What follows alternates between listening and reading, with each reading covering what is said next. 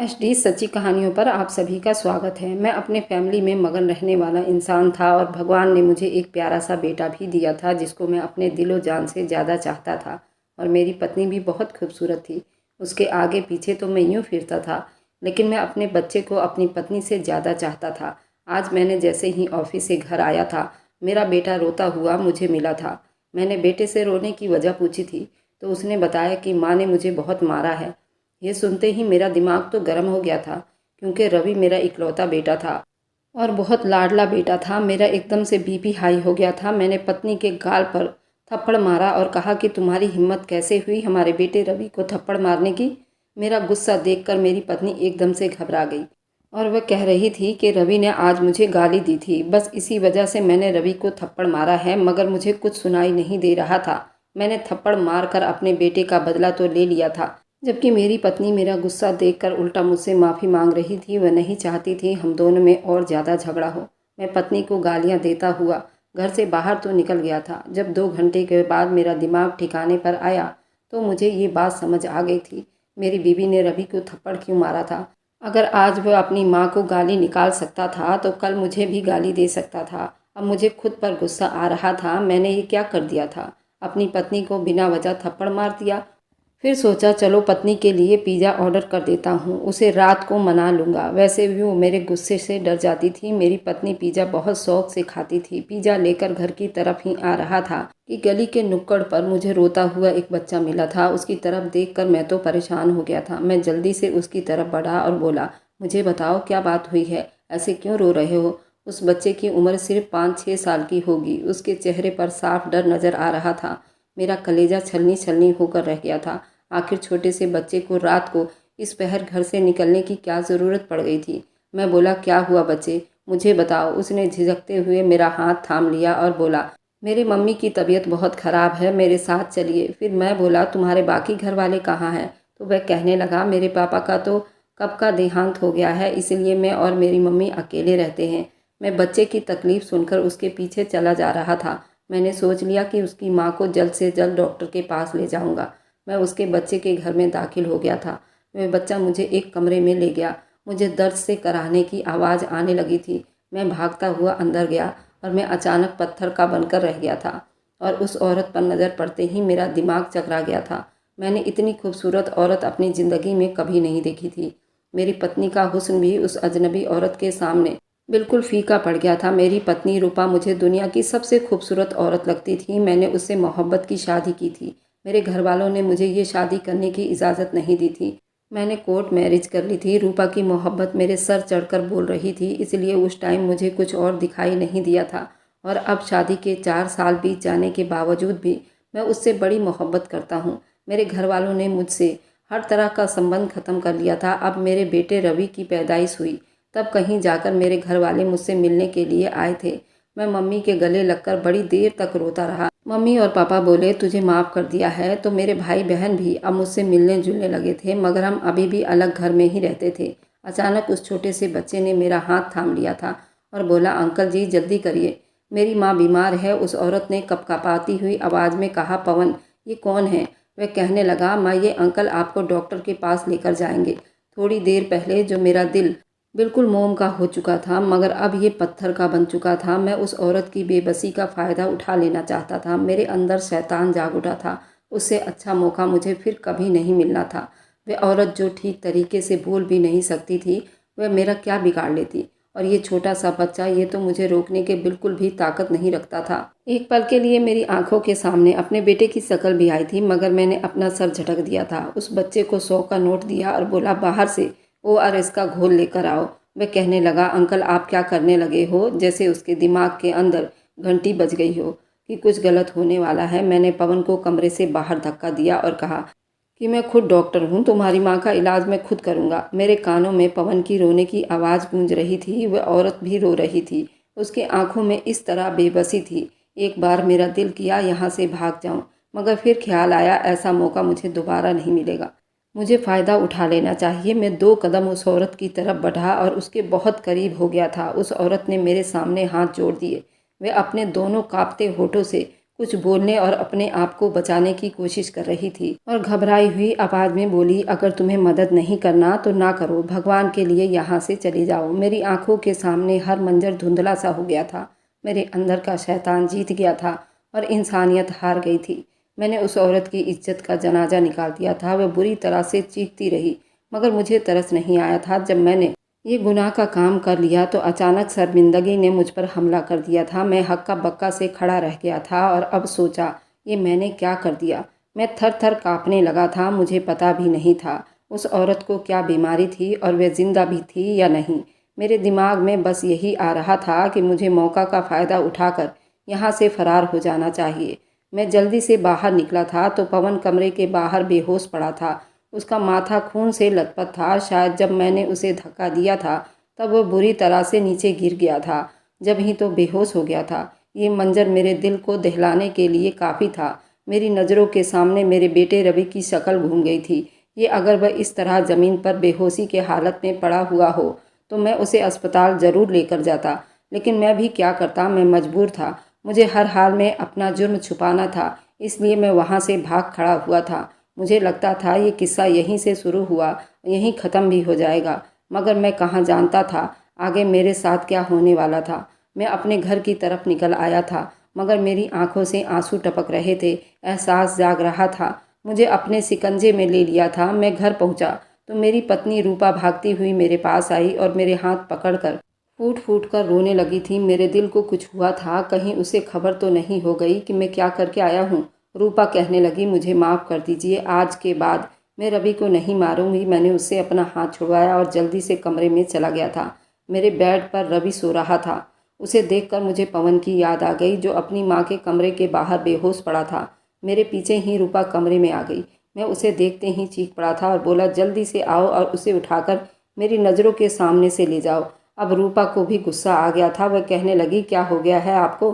मैंने सिर्फ एक थप्पड़ ही तो मारा था। मैं जब सारा सारा दिन उसका ख्याल रख सकती हूँ और रातों को उसकी वजह से सो नहीं पाती, तो क्या अपने बच्चे को मेरा इतना भी हक नहीं बनता? मैंने एकदम से चीखा था कि रूपा चुप कर जाओ और रवि को मेरी नज़रों के सामने से ले जाओ। रूपा रोती हुई उसे उठाकर दूसरे कमरे में चली गई थी। फिर सारी रात भी वो मेरे कमरे में नहीं आई थी। उस चीज़ को मैंने बहुत अच्छा ही समझा था। मैं बेड के कोने पर हक्का बक्का सा बैठा हुआ था। मैंने क्या कर दिया था? मुझे ये सब नहीं करना चाहिए था। मेरी आंखों से आंसू गिरते जा रहे थे। मुझे पता नहीं हुआ कैसे वह रात बीत गई थी। सुबह जब मेरी पत्नी कमरे में आई तो मेरी उजड़ी हुई हालत देखकर हैरान रह गई थी। उसने मेरे सामने हाथ जोड़ दिए थे और बोली, अगर आपको मेरा रवि को थप्पड़ मारना इतना ही बुरा लगा है तो मुझे माफ़ कर दीजिए, मगर अपने साथ ऐसा मत कीजिए। देखिए, एक ही रात में आपकी हालत क्या हो गई। मैंने उसका हाथ पकड़कर बोला, ठीक है, मैंने तुम्हें माफ़ कर दिया। इतना कहकर मैं कमरे से बाहर आ गया था। मैं खुद उसके काबिल नहीं था कि मुझे माफ़ी मिल सकती थी। मेरी एक ही रात में जो हालत हो रही थी, वजह ये थी, मेरे कंधों पर बहुत ज़्यादा पाप का बोझ बढ़ता हुआ जा रहा था। मैं उस पाप के बोझ तले अपनी नज़रों में गिरता हुआ चला जा रहा था। अगर मैं यूँ कहूँ कि मेरा दिल हर चीज़ से उचाट हो गया था तो वो भी गलत नहीं होगा। मेरा तो ऑफिस जाने को भी दिल नहीं कर रहा था, मगर मालूम था कि अगर मैं यूँ घर में पड़ा हुआ रहूँगा तो रूपा और रवि मुझे बार बार तंग करेंगे। इसलिए मैं ऑफिस चला गया था। मेरा दिल नहीं लग रहा था। बार बार गलती पर गलती हो रही थी। दिल चाहता था कहीं दूर भाग जाऊं। मैं एक पढ़ा लिखा इंसान था। मेरा संबंध बहुत अच्छे घर से था। मैंने अपनी ज़िंदगी में कभी नहीं सोचा था मैं इस तरह का कोई गंदा पाप भी करूँगा और इस गंदी सोच से भी गुजरूँगा। मुझे ना जाने क्या हो गया था। मैं अपना सब कुछ गंवा बैठा था। खैर, जब शाम में घर आया तो मेरी पत्नी बन ठन कर मेरे सामने खड़ी थी। वह कहने लगी, आज हम बाहर से खाना खाएंगे। पहले भी ऐसा होता था। जब कभी मेरी रूपा की लड़ाई हो जाती थी तो मैं उसे बाहर खाना खिलाने के लिए ले जाया करता था और साथ ही कोई अच्छा सा गिफ्ट भी दिलवाया करता था। मगर अब हालात कुछ और थे, इसलिए मैंने ना में सिर हिला दिया और बोला, रूपा, मैं आज ऑफिस में ही खाना खाकर आऊँगा, तुम्हें फिर किसी दिन लेकर जाऊँगा। रूपा ने ना में सिर हिला दिया और बोली, मैं तो आज ही आपके साथ जाऊँगी। मैं उसको साथ लेकर नहीं जा सकता था, क्योंकि ना तो मुझे भूख थी और ना ही मेरा दिल किसी चीज़ में लग रहा था। मैं आंखें बंद करके सो जाना चाहता था। मैं हर तरह की सोच से बिल्कुल फ्री हो जाना चाहता था, मगर वह मेरे साथ जिद करने लगी थी। मैंने ना में सिर हिला दिया तो उसने मेरा हाथ पकड़कर मुझे खींचना शुरू कर दिया था। ये सब मेरी बर्दाश्त से बाहर था। मैंने गुस्से में आकर उसके मुंह पर एक जोरदार थप्पड़ मार दिया था। वह हक्का बक्का सी खड़ी मुझे देखती रह गई थी, जबकि मैं उसे खा जाने वाली नज़रों से भी देख रहा था। रूपा गुस्से से बोली, आपको क्या हो गया है? आपका दिमाग तो ठीक है ना? आप कैसी हरकतें कर रहे हैं? अगर मुझसे दिल भर गया है तो साफ साफ बता दीजिए, और डिवोर्स लेना चाहते हैं तो ले लीजिए, मगर मेरे साथ ये सब ना करो। वह इतना कहकर मेरे सामने से चली गई थी। एक बार पहले भी रूपा ने मेरे सामने डिवोर्स का नाम लिया था तो मैं उसके पाँव पड़ गया था। मैंने उसे कहा था कि आज के बाद डिवोर्स का नाम भी मत लेना, क्योंकि मैं तुम्हारे बगैर नहीं रह सकता। और आज जब रूपा ने डिवोर्स की बात की थी तो मुझे कुछ भी नहीं हुआ था। मुझे तो इस बात का सुकून हो गया था, वो मेरी नज़रों के सामने से चली गई थी। मेरी ज़िंदगी एक ही पल में बिल्कुल बदल गई थी। मेरा बेटा रवि मेरे पास आने लगता तो मैं उसे नज़रअंदाज करके अपने कमरे में चला जाया करता था। रूपा ने भी मुझसे अपना कमरा अलग कर लिया था। उसे मुझसे ऐसी उम्मीद नहीं थी कि मैं उसे मनाऊंगा नहीं, बात ऐसी ही थी। मैंने इतनी बड़ी गलती की थी। मैंने अपनी पत्नी के मुंह पर 2 बार थप्पड़ मारा था, मगर मैं उसे मनाने के मूड में बिल्कुल भी नहीं था। यूं ही दिन बीतने लगे थे और मैं आंगन में पड़े सोफे पर बैठा हुआ था जब रवि आकर मेरी गोद में बैठ गया। मेरी नज़रों के सामने एक बार फिर से पवन की शक्ल आ गई थी। मैं रवि को उठाकर सोफे पर लिटा दिया और खुद उठकर बाहर चला गया था। अब तो ये रोज़ का ही काम बन गया था। मैं रवि से भी प्यार नहीं कर पा रहा था। वह मेरे लिए तरसता रहता था, यहाँ तक कि उसे बुखार हो गया था। रूपा मेरे सामने आकर कहने लगी, अगर मुझसे बात नहीं करना चाहते तो मत करो, मगर अपने बेटे को इस तरह नज़रअंदाज मत करो। देखो उसे बुखार हो गया है, वह भी आपकी वजह से। वह आपको मिस कर रहा है। एक ही घर में रहते हुए आप इस तरह दूर हो गए हैं। आओ उसको डॉक्टर के पास लेकर चलते हैं। तब मैंने गाड़ी की चाबी रूपा को थमा दिए थे और बोला कि तुम लेकर जाओ उसे। मेरी खुद तबीयत ठीक नहीं है, मैं कैसे अपने बच्चे को अस्पताल लेकर जा सकता था, जबकि मैं एक अनाथ बच्चे को दरवाजे पर बेहोशी की हालत में पड़ा हुआ छोड़कर आ गया था। रूपा मुझे खा जाने वाली नज़रों से देखती जा रही थी। वह कहने लगी, ये बस मेरी औलाद ही नहीं है, आपकी भी औलाद है। अगर नहीं लेकर जाना चाहते हो तो ना लेकर जाओ। मैं भी लेकर नहीं जाऊंगी, मरता है तो मर जाए। रूपा ये शब्द सुनकर मेरा दिल कांप कर रह गया था। मैं जल्दी से उठकर रूपा के हाथ से चाबी छीन ली थी और अपने बेटे को गाड़ी में बिठाकर डॉक्टर के पास ले गया था। डॉक्टर ने भी यही वजह बताई थी कि बच्चा किसी की कमी महसूस कर रहा है, जबकि सच तो यही था कि रवि मुझे ही मिस कर रहा था। मैं अपने बच्चे की दवा लेकर घर आ गया था। रूपा मुंह बनाकर बैठी हुई थी। बात ही ऐसी थी। उसे गुस्सा तो आना ही था। मैं उसे छोड़कर जो गया था। अब उस रात वाले किस्से को 2 हफ्ते बीत चुके थे, मगर मेरी ज़िंदगी बिल्कुल वीरान सी होकर रह गई थी। वह माँ बेटा एक पल के लिए भी मेरी आंखों के सामने से नहीं हटते थे। मुझे यही लगता था मैं बहुत जल्दी ही अब पागल भी हो जाऊंगा। मुझे समझ नहीं आ रहा था कि मुझे क्या करना चाहिए। ऐसे ही कुछ दिन सोचते सोचते ही बीत गए थे। मेरे घर में परेशानी ही परेशानी नज़र आ रही थी। पत्नी हर टाइम उदास रहती थी, मुझसे छुप छुप कर रोती रहती थी, मगर मैं उसके आंसू भी देख लेता था। जबकि मेरा बेटा भी हर टाइम मेरे लिए तरसता था। ऐसे में मेरा घर जहन्नम बनकर रह गया था। मैं सोच विचार करने लगा था, आखिर मुझे ऐसा क्या करना चाहिए सब कुछ ठीक हो जाए। मेरा दिमाग तो बिल्कुल सुन्न हो चुका था। मेरे दिमाग में तो कोई बात आती ही नहीं थी। इसलिए मैं अपने एक बहुत ही करीबी दोस्त के पास चला गया था। वह दोस्त हमेशा मेरी मुश्किल के वक्त में काम ही आता था। उसने मुझे देखा तो कहने लगा, यार तुमने अपनी क्या हालत बना ली है। तब मैं घबरा गया और बोला कि बस कुछ दिनों से बुखार है, इस वजह से तबीयत खराब रहती है। वह कहने लगा, अच्छा बताओ कैसे आना हुआ। मैं बोला, मैं अपने ऑफिस के एक दोस्त की परेशानी के बारे में तुम्हारे पास आया हूँ। मेरा दोस्त कहने लगा, हाँ मुझे बताओ क्या बात है। मैंने कहा, मेरे दोस्त से एक बहुत बड़ा पाप हो गया है। उसने एक बेबस औरत की इज्जत खराब कर दी है और उसके बेटे को भी धक्का दे दिया था, जिसकी वजह से उसे चोट आ गई थी। अब मेरा दोस्त डिप्रेशन का शिकार हो चुका है। उसे कुछ समझ नहीं आ रहा कि वह इस समस्या से कैसे बाहर निकले। शायद उसे उस औरत की बद्दुआ लग गई है। उसने मुझसे पूछा तो मैंने उसे 2-4 गालियां भी दे दी और कहा कि तुमने ये सब क्यों किया था। मगर अब वह कहता है कि मैं अपने शैतानी दिमाग के हाथों मजबूर हो गया था। अब मेरे दोस्त की हालत बहुत ख़राब है, इसलिए मैं तुम्हारे पास आ गया हूँ। तुम ही मुझे बताओ कि ऐसे में उसे क्या करना चाहिए। मेरा दोस्त कहने लगा, उस समस्या का हल तो यही है कि तुम्हारे दोस्त ने जिस औरत की इज्जत खराब की है उससे जाकर माफ़ी मांगे। अगर वह बेसहारा है तो उससे शादी करके उसे अपना नाम दे और उसके बच्चे को भी अपना ले और उस बच्चे को भी अपना बना कर पाले। शायद इस तरह वे औरत और भगवान उसे माफ़ कर देंगे और उसको सुकून आ जाएगा। इस तरह उसके द्वारा किए गए पाप भी धुल जाएंगे। मैं अपने दोस्त की बात सुनी तो बहुत खुश हो गया था। मुझे उसका ये उपदेश बहुत अच्छा लग गया था, इसलिए मैंने उसका धन्यवाद किया और जल्दी से उसके घर से बाहर निकल आया था। मैं उस रास्ते पर चल पड़ा था जहाँ मुझे पवन मिला था। मैं पवन के घर के पास गया तो उसके घर के दरवाजे पर मुझे एक बड़ा सा ताला लगा हुआ नजर आया था।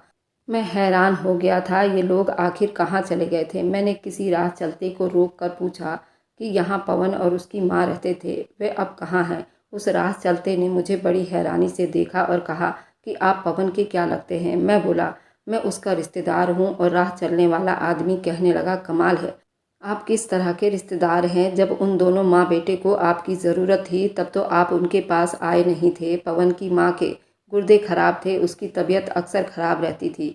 पवन लोगों के मदद मांगता फिर रहा था। हम मोहल्ले वालों ने उसकी बहुत मदद की थी, मगर कुछ दिन पहले पवन की माँ की तबीयत बहुत ज़्यादा ख़राब हो गई थी।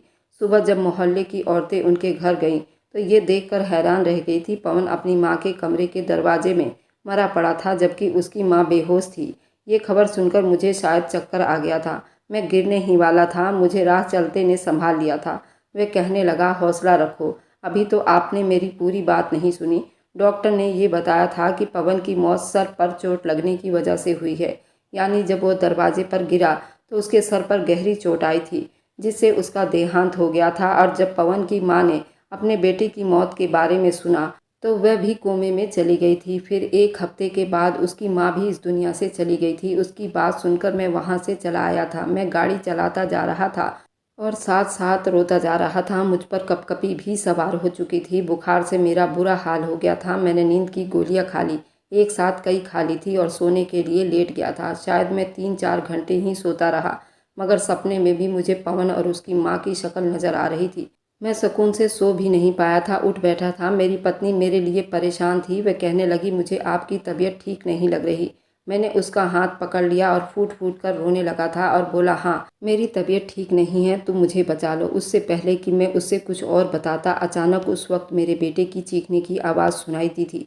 मैं भागकर बाहर निकला तो ये देखकर हैरान हो गया था कि मेरा बेटा छत पर चला गया था और छत से नीचे गिर गया था। उसके सर पर गहरी चोट आ गई थी। रूपा मुझ पर चीखने चिल्लाने लगी थी और बोली, रवि आपका दुश्मन तो नहीं था जो आपने उसे छत पर खेलने के लिए भेज दिया था। मैंने ही रवि को छत पर खेलने के लिए भेजा था और अब मेरी पत्नी मुझे कोस रही थी। मैंने रवि को देखा तो वो मर चुका था। ये सदमा मेरे लिए बहुत बड़ा था। मेरी पत्नी ने मुझे गिरेबान से पकड़ लिया था, मेरे मुंह पर थप्पड़ की बरसातें करती चली गई थी। वह कहने लगी, आप जैसा घटिया इंसान मैंने आज तक अपनी ज़िंदगी में नहीं देखा।